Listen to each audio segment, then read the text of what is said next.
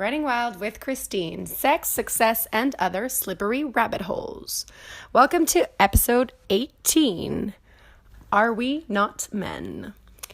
So today we are here with James. Hi. Hi, James. How are you? I'm good. I've had a pint and a half of Guinness, so I'm sufficiently lubricated. Lovely. I've had a half cider and 2 glasses of bubbles at lunch. Perfect. So I guess Good. we're on the same level. You can tell it's writers hanging out in the daytime. Yes, exactly.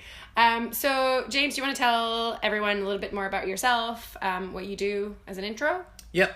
I am a professional writer and occasional journalist. My speciality is writing about Japanese and Asian culture for the website and app Culture Trip. But I also write about music on the side. And for pocket money, I do content writing and I host pub quizzes. That's a new thing. Yeah. And that is me in a nutshell. Nice. Maybe we can also do the typical thing that we do and say how we met. So we met pretty much day to day 4 months ago. Yep. I was here launching Just Bad Timing in London. And our common friend, Joe, shout out to Joe. Hi. Hi, Joe. Introduced us just a couple of days before my launch. Yeah. It's like a writer's date. It was. We met up at the, what was the name of that place? Satan's Whiskers. Satan's Whiskers. In Bethnal Green. I thoroughly recommend their cocktails. Yes, and the name is just wicked. So we had like 2 or 3 deadly cocktails. And yeah, hung out ever since. Yeah. It was lovely. It was a fun evening. Then we proceeded. Did you come to the club with us after the launch party? I didn't know. I was sick as a dog. Oh yeah, that's right. Oh my gosh, you missed quite the hilarious outing in Mayfair. So I'm told, but still. There'll be more hilarious outings to come. Yes, I hope so. Oh my god. I want to spend so much more time in London. Let's make this happen, guys. Get me jobs in London. Make it happen. Send your donations. So today we wanted to talk about toxic masculinity. Yes. Because that is something that's dear to you after you read a seminal book, in your opinion. So do you want to... I did, yeah. I read, I think it was late 2016. A friend of a friend turned me onto it. I remember we all went to see a film at the cinema and my friend's friend was reading it as she was waiting for us. The book, The Descent of Man by Grayson Perry. Mm-hmm. Which when I read it was in hardback but is now in paperback. And reading that book proved to be revelatory for me. Did it now? Tell me in which sense. So it's about generally it's about toxic masculinity, but it's about recognizing how destructive it is for society as a whole and ways in which we can remedy it. And not just through creating awareness but also by creating more dialogues. It's a fascinating book. I'd strongly recommend it to anyone listening to this because it's not just an informative, interesting book. It's just a really good read. He's got a good way with words. It's really well written. It's a really slim volume. I think it's like 200 pages or something. Yeah. But it's incredibly direct without being blunt or hostile. And there's the added bonus that if you do read it, you get to look really intellectual and sexy at the next dinner party. And you can say, I've just read The Descent of Man. And or on the tube. Did you know that 90% of all violent crime is committed by men? And everyone just nods around the dinner table like, oh God, that's really interesting. But more than the actual read itself. So you were saying that when we were prepping for this episode, that for you it was sort of this revelation because it was something that you had experienced in your life without ever having a term for it or knowing how to... Yeah, it's something I've been aware of since adolescence, I guess. There was... some of my experiences mirrored the ones that Grayson Perry was describing. He was talking about how he knew that he was attracted to women and that he was a very sexual person and enjoyed intimacy and affection. But he also knew that he didn't fit into the classic archetype of how a man should act in those situations. And not only that, the behaviour that he saw taking place around him, he just found really, really horrible. And just reading that book was such an eye-opener for me, because he was describing experiences that I thought that, well, it's just me having that. Yeah. Not because I think that I'm like exceptional or singular, but just because I was just thinking, well, I'm just a bit odd, really, aren't I? Just a bit of a weirdo. It's like writer's definition. Yeah, completely. It's just me on my island of one suffering. And he says that, I really hope people read the book, so I wouldn't want to go on about it too much. Oh, there's no such thing as a spoiler. They'll well, have to read the book. He says that the problem isn't with men, and the problem isn't even with masculinity. It's about a certain type of masculinity that's been handed down over the centuries as not the acceptable way to behave, but the definitive way to behave. Yeah. If you're a man, you have to carry yourself a certain way. You have to care about sports. You have to care about sports. You have to want to be sexually... At the very least, sexually assertive, sexually dominant, completely. And he makes the point that invariably all of the classic traits of toxic masculinity are just invariably covering up for someone's chronic insecurity. And the more sensible and the more healthy thing is to admit your insecurity to yourself and then set about working on it rather than burying it beneath this facade, or hiding it behind this facade of just being a massive fucking dick. Yeah. And then just reading that completely opened my eyes, and it was like the Matrix or something. I started to see the world around me differently. Yeah. Tiny little things. Like what? Like, well, the two things that spring the most to mind is I remember last summer I went to Cornwall for a mini camping holiday, and it was with a group of friends who gather in the same field every year to hang out, you know, kind of go to the sea, go to the beach, go drinking, sit around the campfire, that kind of thing. And I remember there was one afternoon when we'd all been to the beach together, and then we all came back, and then at one point this clutch of men, some of whom were good friends, all got together and decided they were going to go fishing by themselves, like this little pod of men were going to go fishing by themselves. And these are men with partners, in some cases they were married, in some cases they had children, and they all strode off, rods slung over their shoulders, while the women, to catch food for dinner, this is the big thing, to catch fish for dinner, while the women stayed on the campsite and made side salads and tended to the children. And I remember really noticing all of this and thinking a bunch of stuff. I remember thinking, number one, did they invite anyone else besides the boys? Yeah. And if they did, maybe I just was in the toilet at that time when that happened. Number two, why were they all going fishing together in a big group of men? And there could be numerous reasons. They could just really enjoy fishing. Maybe they did ask their partner or wife, because, you know what, I'm going to stay here and I'm just going to fucking chop some radishes or whatever. I can't be asked. You know, maybe nothing wrong with, you know, wanting to engage with a hobby or something that brings you joy. Yeah, joy. But I wasn't picking up on any of that at the time. And then they all came back completely empty-handed later in the evening. And I just remember thinking, well, that's just fucking shit. Like, you went off to do your comical little hunter-gatherer activity, and you can't even fucking... And maybe, you know, unsustainability, or there's too much fishing under current EU regulation or whatever. I don't know anything about EU regulation regarding fishing, but... Basically, the point is we're all overfishing. Yeah, we're all overfishing. So and it's more about why is this happening and under what parameters, rather than it's like, do you know what, fuck all these men fishing, we need to get more sisters involved, because that's just not, it's not for me to assume the worst case scenario in terms of what another group of dudes are doing. Yeah, but it just is definitive, I think, of like the norm.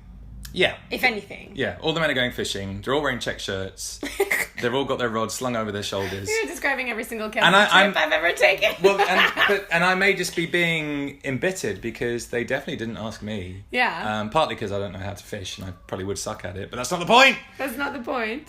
And the second example that springs to mind is, this isn't, and that's not toxic male behaviour by any standard, but it is about noticing a certain type of masculinity that to me feels like it's excluding people.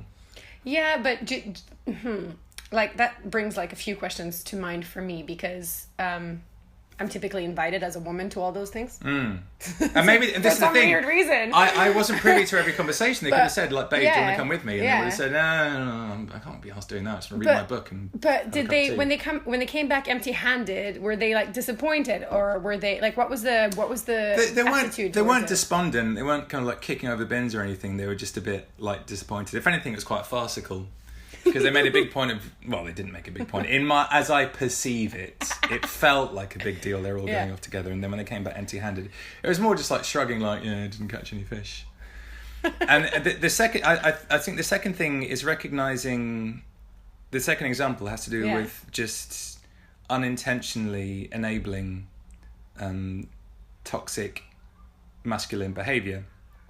So I remember one of my female friends who loves live music and goes to a lot of gigs and she's got a fair number of friends in bands, so she moves in those circles, and she posted this thing on Facebook about how she had a really horrific encounter with this one particular guy in a band who, as she tells it, sexually assaulted her. And then I was discussing it with my then housemate at the time, and he said to me that as a woman moving in those circles, she should know better. Ooh. Because this is what he said. And he wasn't even coming at it from a kind of not. I'm just going to use a horrific broad generalisation. Not coming at it from a she was asking for it kind of angle. He was, because he loves live music too, and he knows that dudes in bands can be a bit sketchy sometimes. Some dudes, not all dudes, just some dudes. He said that she should have known better than to mix in those circles, because if a guy gets you on his tour bus at 3 a.m, he's going to want to fucking bang your brains out. Instead of saying... Well, he's going to want to, sure. Yeah, he's going to want to, but how does he go about it? Yeah. And there was an incident recently in Australia, and I annoyingly, I can't remember the name of the victim, but a young woman, and do a fact check on this just in case I'm wrong, put it in the show notes, but a young woman was, I think, raped and murdered. She was a stand-up comic, and she was killed in this park. Where was it? It was one of the major Australian cities. And there was a warning going out afterwards for young women just to watch themselves on the way home, but there was no kind of like, don't to all the men out there, don't rape and murder women, because that's fucking horrifying. And I think we've just come to accept this whole boys will be boys bullshit. Yeah. And that really, really does my head in. And I think one of the reasons the book resonated with me is because I was, at the time, I was like bullied at school I was teased for being gay. I didn't want to play sports. Which you aren't. Because, well, it's, I don't consider myself gay. Yeah. But I do find it interesting that, if you don't, and this is back in the fucking, when was it, like the late 80s, early 90s, that if you don't play sports, if you don't want to go on the pool regularly, if you don't want to get fucked on booze and drugs, you are somehow considered less of a man for doing so. In the present day, as a fucking not struggling writer, as a kind of writer under challenging economic circumstances, I fucking love drinking, and I love random encounters and illicit nights out and that kind of thing. But I enjoy those on their own merits. Yeah, consciously. Yeah, consciously. And... I wore glasses, and I got teased for that. And have you seen the film Idiocracy? No. The Mike Judge film. It's brilliant. It's set in the future. This guy he volunteers for a scientific experiment where he's frozen for what he thinks is going to be a short period. But the experiment goes wrong, and he wakes up in America of the not too distant future, where everyone's turned into a moron. And because he's articulate and well spoken, everyone thinks he's gay. And I do find there's that really interesting link between, there's a certain strain of intellectualism that's just synonymous with being at the least a fucking weirdo, and at the best homosexual. Yeah, and I think all those stereotypical gender and sexual orientation assigned characteristics are just, they're just so, like, on a academic level, not on a obviously social level, but on an academic level are so interesting. Yeah. In the sense that they all spurt back to strands of either toxic masculinity or radical feminism or, any sort of radical strain of thought or categorization of people depending on how they present themselves or how they act. And it's just, for me, that now we're so conscious of being like, let's not generalize, let's not, you have to sort of give these disclaimers when you speak. And it's just... It's such a shame that we still cannot get to speaking about people as individuals. Yeah, you know what I mean? Exactly. There's this like you have to label it somehow. Yeah. And the more we realize how toxic the labels are, the more we label. Yeah, we're addicted to labeling at the moment. It's horrifying. I hate it, and that's why I think it's important to remember that when we're discussing something like toxic masculinity, because essentially it's a label. like the coined term. Yeah. But on a personal level, I think that, like, what do you think that it's changed in your understanding of your own masculinity after you've read it? Like, do you now address that with people who are displaying toxic signs of masculine attributes, like, towards you, or because you were like, oh, this is a funny, in your two examples, you have sort of an anecdote that isn't shocking, and then the second one, which is horrific. Yeah. Are you now, as an individual, after sort of coming to realize what is happening, are you changing your behavior in some of the things that we might do that enable that kind of behavior? Yeah, definitely. What does that look like? Well, the thing is, to me, it's more about, it's a lot of it to do, for my part, a lot of it has to do with processing and then questioning. Because if you're aware of toxic masculinity, and if you can see it almost everywhere, you're very aware that this is something that's endemic to, certainly to Western society. And it goes back a very, very, very, very long way. And there's people out there who may be acting like this without even realizing it. Toxic masculinity isn't, I don't think it's necessarily like something that you buy into. I think it's something... You don't even... This is one of those things that we need to start being conscious about, which is, I'm starting to hate the word because we use it all the time, but you just think it's the only way. Like, it's not even a choice that you're given. Yeah. This is it. That's what I am. That's what I'm supposed to do. Yeah, completely. It's to me, it's about challenging things, and this is very important, about challenging things within reasoned terms. Like, I think discourse is really important. I think the changes will come about subtly and in very, very, very, very gradual increments, because that's just how life works. You very rarely see a scene change overnight. Change is hard. And change is very hard. And I'm not advocating that a bunch of men meet up in a pub and all sit round a table agonising over their feelings, because that's navel gazing, isn't it? It depends. I guess it depends, but to me, and yeah, like, I mean, like, full disclosure on my part, because my experiences have been so singular, sometimes I've felt reluctance to challenge what's around me, because I think, well, what if this is just me being me? Like, what if there isn't a problem? But there is. Well, there clearly is. There clearly is. And so I feel a lot more comfortable now challenging it moving forward. Yeah. But yeah, I can't present myself as any kind of paragon of virtue. And also, challenging people takes energy, and it's hard. And that's no reason to abstain from it whatsoever. I'm going to link you with Adam, the person who was on last week's podcast, because he was actually suggesting, and you won't have heard it because we taped it yesterday, but it was published last week for those listening.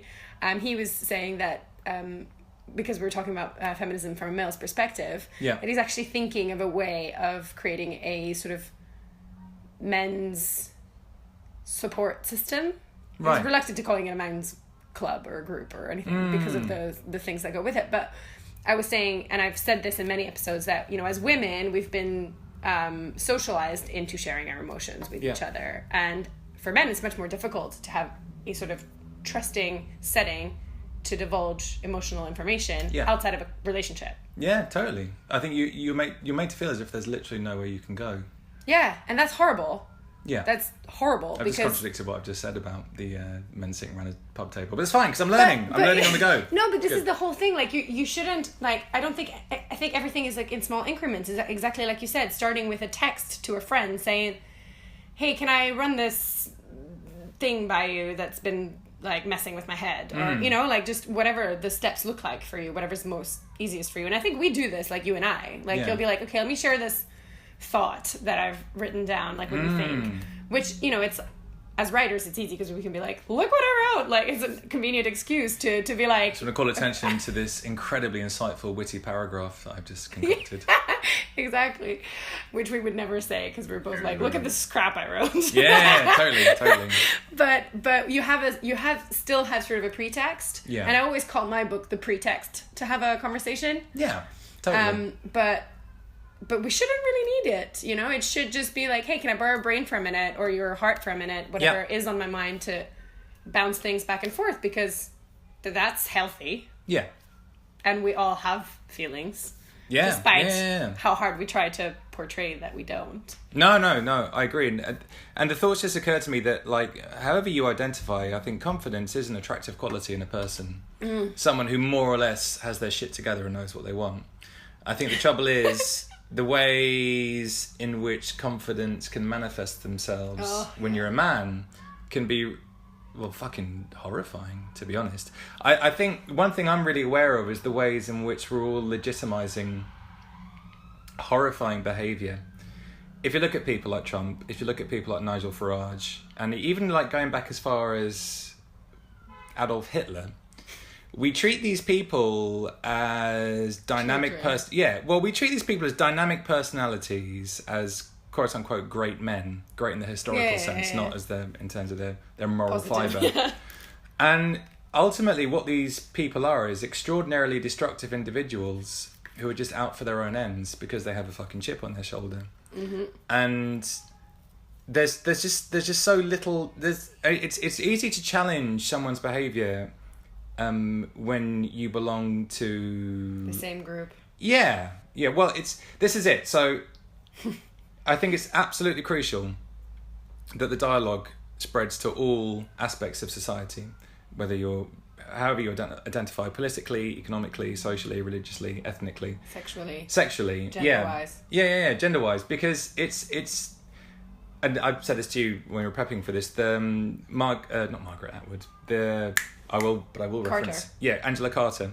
She said that she felt that what was bad for women was bad for men in the long run. Yeah. And I know we're going by binary dynamic, but I do think in terms of all of humanity, if you're letting toxic male egos run rampant, which is essentially what we're doing, even people who are fucking retweeting Donald Trump are essentially just perpetuating the brand. And whether it's an outrage or sympathising. Yeah, sympathising. I still feel it's equally shitty. I mean, to give them space. What we should be doing is reaching out to the people that feel that these are somehow valid politicians or valid political presences or great men for whatever reason, and asking them why they think that. Great people. Yeah, or great people. I don't know if any of this is making sense what I'm saying. No, I mean, it is totally making sense in the sense that I think we've basically talked about the same thing from sort of an individual versus a social perspective, in the sense that on an individual level, it can be, toxic masculinity can be, quote unquote, undone by raising the issue of expressing your emotions, expressing your feelings, self-awareness, self-confidence, whatever needs, whichever side of that toxicity is appropriate on the opposite side. Yeah. Again, working in binaries, which I don't like, but for convenience sake. Yeah. And then on a social sort of macro level, looking at it from the perspective of history and politics is just, it's essentially the same thing, is like not letting those appearances or the way we've done things until now be the defining measure for anything. Yeah. At any level. Yeah, questioning precedent, I think, is really important. Yeah, and questioning current state of things more than precedent, because I think there's a lot to be said about the fact that we memorize and we memorialize a lot of history by saying this looks like this, or this is what we're doing, or like comparing current state to pre-World War II and all that stuff. I think that's interesting on an academic level, but ultimately not the best use of our time at the minute, because we have things that we can change in the same way that we were saying with Adam last week of like, okay, you want equal pay for men and women. That is something practical we can work towards. Yeah. You don't want pictures taken under your skirt. That is something we can work towards. Like, it's practical little things that we can actually start to implement. Hopefully. To work towards a future that doesn't look like pre-World War II or things that we've seen in the past. Yes, life is cyclical and all of that. I'm not going to undo things, but I guess you don't want to perpetuate cyclical shittiness. And this leads me to another point about that Grayson Perry book, is that he does actually have the facts on his side, and I think this is really important as well, about rolling out the facts to back up your argument, because ultimately you're just going off of anecdote and experience. He points out that according to this statistics that he's going by, which are relatively recent, he says that 90%, this is in the UK, 90% of all violent crime is committed by men. That's stunning. And yet the discourse is still careful women. Yeah, precisely. And this is one of the things I remember. It's like a heated brand that was just seared onto my brain when he said it. He said that over history, in any sphere, women have the reputation as the more hysterical sex, and there's that. I mean, history is a feminine term, like it's coined to apply only to women. So there's that, and then also there's that really poisonous archetype that men like to roll out. Some men like to roll out, and again, going binary here, but just for the sake of a podcast, because otherwise we'd be here for a long time. And it's a shame we're not. But anyway, we will have a. She's on her period. She's lost her fucking mind, and women. I wish we could say that about Trump. Well, he's been on a very long streak of PMSing at the minute. he's subject to something, I don't know what it is. It's nightmarish. It's like some kind of like crypto-fascist dementia or something. But anyway, so yeah, women have a reputation as the hysterical sex. They're always being controlled by their emotions. They feel rather than they think. Blah blah blah blah blah blah. And Grayson Perry points out there's this archetype, but he says if you contrast that with a certain model of male behaviour, he says if you look at the majority of wars, if not all of them really, not all of wars, that's unfair to say that, but the majority of wars, economic catastrophe, environmental disaster, he says if you trace it to anyone, whether it's a general or a president or a CEO, almost all of these disasters are instigated by men. And he says that's just a fact. That's not him generalising for the sake of making a point. And and again, that's something that's really, really, really interesting. As I perceive it, and I grew up in a fairly buffeted sphere of awareness. My parents, who I love to absolute death, but they're fairly conservative in their outlook, with a big and a small c. They voted Tory for every single election over the last couple of decades. You say that with a defeated look on your face. Well, I do, because they're partly the reason I'm having trouble finding a place to live in London, but we won't go there. I'd take a bullet for either of them without even thinking about it. Of course. But it's... Oh God, what was my point? Yeah. I went down my own rabbit hole of ego. Yeah, well, this is what we're here for, rabbit holes. But you were saying that basically... Yeah, we just accept things the way they are, and we like to create these fanatical cults of personality around certain individuals because we think it's aspirational. Like now, there seems to be like everyone wants to be Steve Jobs, the late Steve Jobs. If you look at tech presentations, it's some fucker in an unbuttoned shirt or a turtleneck walking calmly back and forth across the stage with a huge backdrop in the background. Everyone loves the idea of the cool fucking respected respected tech. And there is, I'm going to paint some very broad strokes here, but I really feel like there's three archetypes at the moment for men and women to fit into. You're either a Steve Jobs, a Donald Trump, or Gwyneth Paltrow. You're not allowed to deviate from any of those if you want to be respected. You're either doing fucking yoga on the beach against the sunset, you're kicking ass, you're just being honest, and I think just being honest is another means of enabling toxic masculinity. Yeah. And it comes back to this thing of just wanting to question things, because sometimes you can be fucking confident about the fact that you feel like you built the best computer and you want to present it to investors and the general public. Yeah. But then at the same time, if you go by every horror story that you've heard about Steve Jobs, he was a shitty person. Well, he appeared to be a fairly monstrous individual. And then even people like, I was watching The Shining last night for some reason. I got home drunk after 4th of July barbecue and started watching The Shining.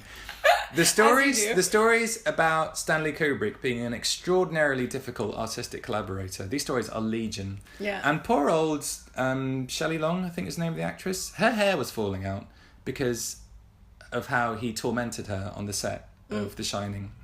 And take after take after take after take after take, and he got this, the end result was this very withering, pathetic character who obviously the audience is meant to turn on. This isn't meant to be anyone we're supposed to empathise with. Yeah. I mean, Kubrick was a weirdo anyway. There was definitely something wrong with him, I think. He's a great filmmaker, but the way his methodology was heavily flawed.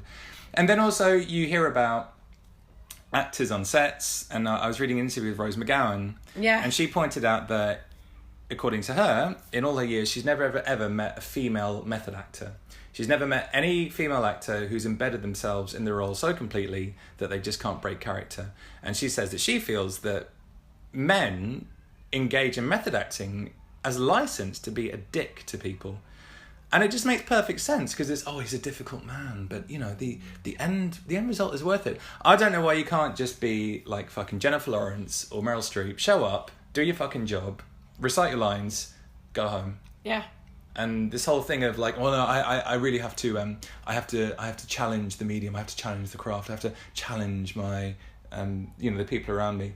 There's this whole idea that has to be a show and that has to be about you. And I think that's like mainly the issue as well. Like with it traces back to toxic masculinity and other concepts along the lines of like the entire system that we have, like our frame of thought, like the way that we read articles online or the way that we engage with current discourse on any topic is basically based on extremes or shocking information or things that will attract your eye to it. And this is exactly why I wanted this podcast to be like this, so that it's clear that we have a hard time articulating these things. Like we're struggling to use the right words or the right pronouns and to say the things that we're trying to say, and we're losing ourselves in rabbit holes because it's difficult to articulate things when you're not being like extreme, when you're not saying this is the way, this is how you do it, this is what a good performance is, this is what good art is.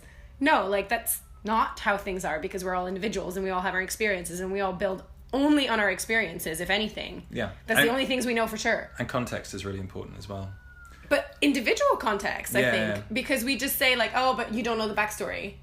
Then let's know the backstory, you know? Like, let's look into it. Completely. What is it? Why? Like, what's this reluctancy to working off of questions and not statements? Why do we need certainty always at all cost? Well, certainty is sexy.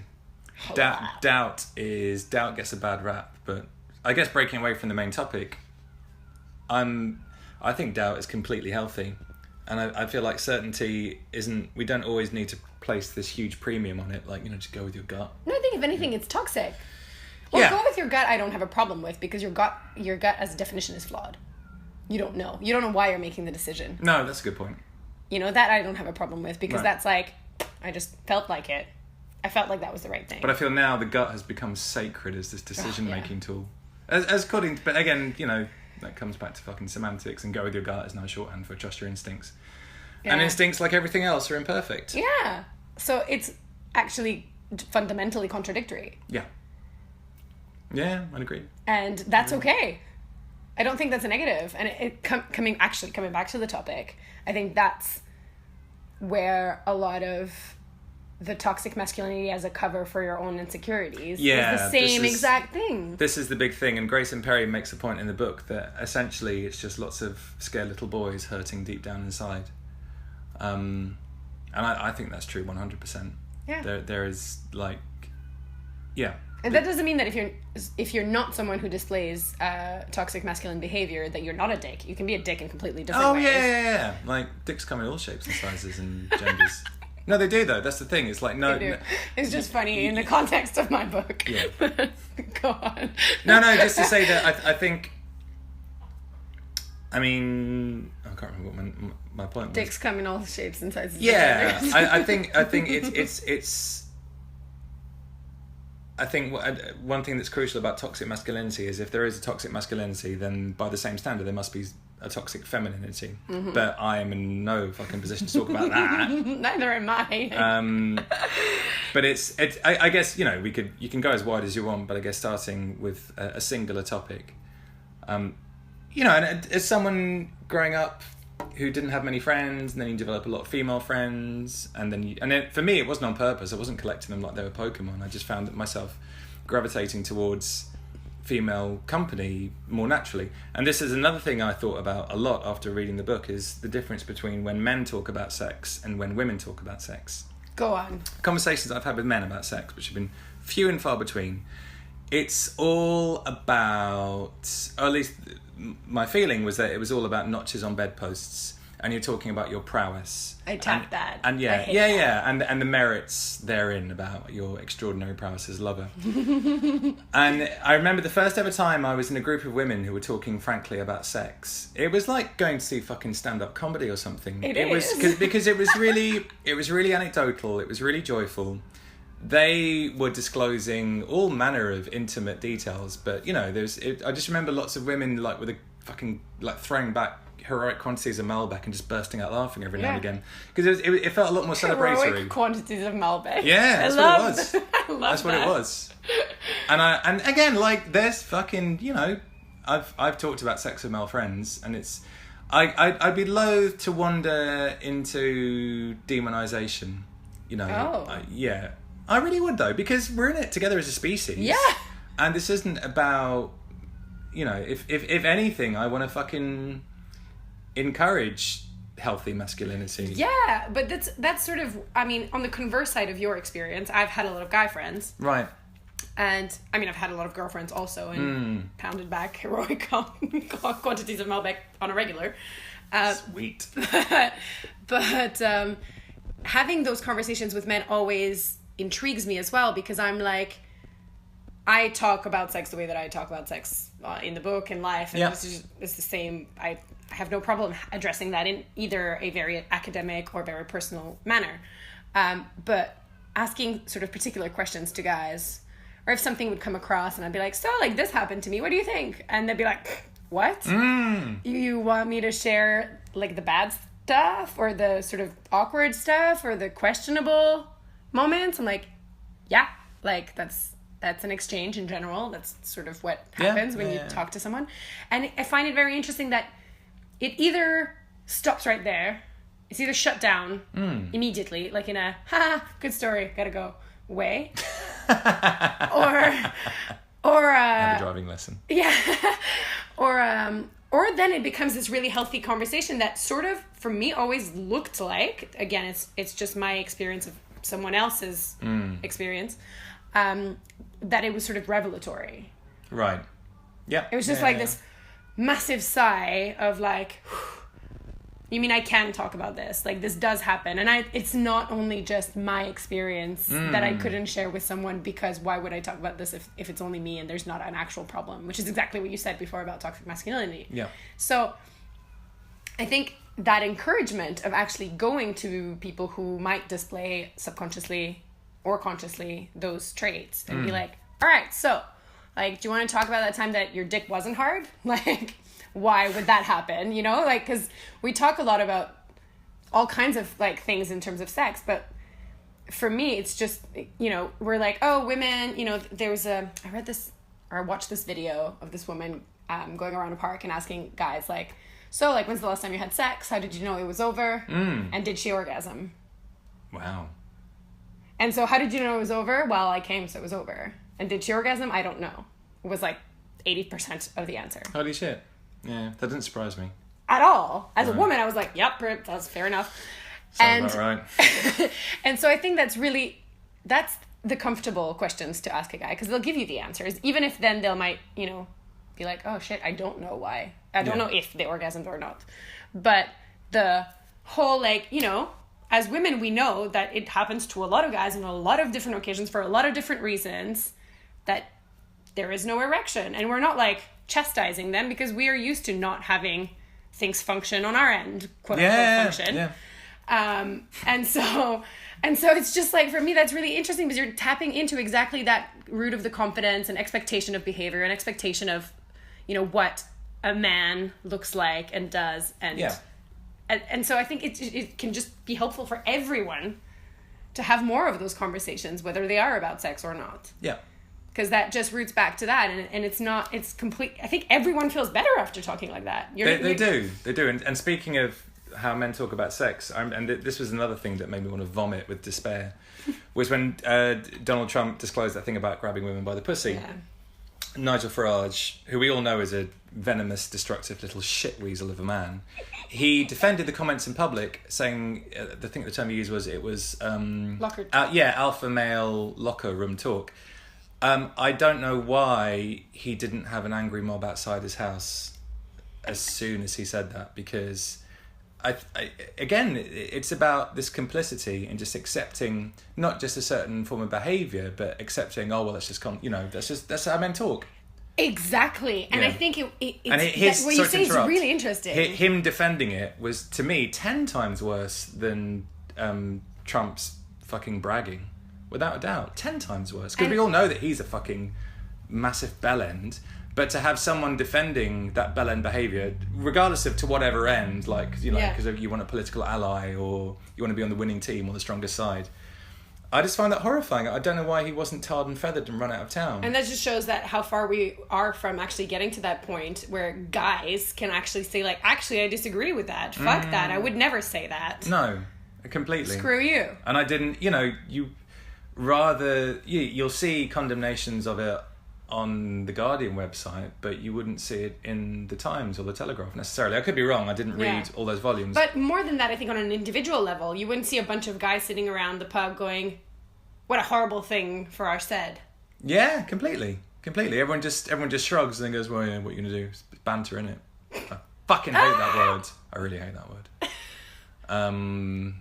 Yeah. You should only use banter when you're talking about fucking Shakespeare or something, like a back and forth between Beatrice and Benedict or some shit. But that is what it is. Yeah. I mean, I think we should come up with some uplifting information at the end of this. We should. We should. So to everyone listening to this right now, however you do it, secondhand on Amazon, preferably not on Amazon because they treat their stuff like shit, but I strongly recommend The Descent of Man, Grayson Perry. Yeah. I can't imagine it not brightening up your life, even in a tiny way after you read it, because this is crucial as well. It's not about beating people over the head. No. Or creating, and I don't want to get into O'Dearism because, well, men are massive dicks and that's just the way it goes. I think that there is so much potential for positive discourse, and there's so much potential for even if you're just tweaking behaviour slightly, I think that over time, and especially across millions of people, that can make such a huge difference. Yeah. And what's interesting now is that because there is gradually, there is still a lot of echo chambering going on. There is more awareness, there is slightly more discourse. Mm-hmm. But I think now, it's up to individuals to reach out via compassion, via joy, via empathy. Yeah. And start challenging things, not to prove that they're right, but to hopefully make the world a slightly less shitty place to be. Well, and I would go a step further from that, not to prove that they're right, but to prove that there is no such thing as being right. Yeah, there isn't. No, not at all. That there is only right for you. Yeah, exactly. And for the person across from you that you're interacting with, and for the health of the people you are directly affecting. Yeah. And if they're doing better, you're doing better, and that's the loop that we want, not the one. Because I'm going to go on a podcast and talk about toxic masculinity to show how fucking woke I am. Change the world. That's the last thing in the world that I want. If I want to leave people with anything, it's just fucking talking more. Yeah. And I don't know, and referencing and reading more, which is crucial. The two writers said to the audience. No, but I think reading just increases your sense of empathy anyway, as long as it's not fucking Mein Kampf and Nigel Farage's autobiography. Or 50 Shades of Grey. Or not 50 Shades of Grey. But it's not for me to tell people what not to read, because who am I to do that? But also, what was my point? Your point was that we need more empathy. Yeah, if any kind of skirmish is going to be won, it's going to be won via reaching out, trying to connect with other people, trying to see things from other people's point of view. Yeah, properly connect. And that's going to take longer attention spans. That's going to take more energy, patience, work. And these aren't things that are valued. And intimacy. I can't stress this enough. And you and I have actually talked about this unrelated. Like the actual presence, presence as an individual who is with another individual for whatever reason. Like even in an elevator because you're waiting to get to the next floor. Yeah. Like being present in that moment. That's just it makes you feel better. It does. Even if you're just asking someone on the fucking checkout at the supermarket how their day's going. Yeah. Feeling acknowledged and feeling present and being there. I think that's just the littlest things we can do. Yeah. I think we can wrap it up here. I think we can wrap it up here. Cool. Well, thank you so much for being on the podcast with me. Thank you for having me. You're very welcome. And you guys can reach out. I will link James's info everywhere. I have a hilariously under-maintained Twitter account, which is, right. I guess, the main portal to my stuff, but I don't even fucking signpost that much because I'm hilariously disorganized. But anyway. But if you want to tweet at him, you can, so it'll be in the description. And I think it's twitter.com at James Peter Gates. Perfect. And that spells like it sounds, James Peter Gates. And mine is, as always, Christine Wild _. And if you have any questions, we'll be super happy to entertain and ask more questions and have more talks. Yeah. So thanks so much for listening, and see you guys next Friday. Have a good weekend. Bye-bye.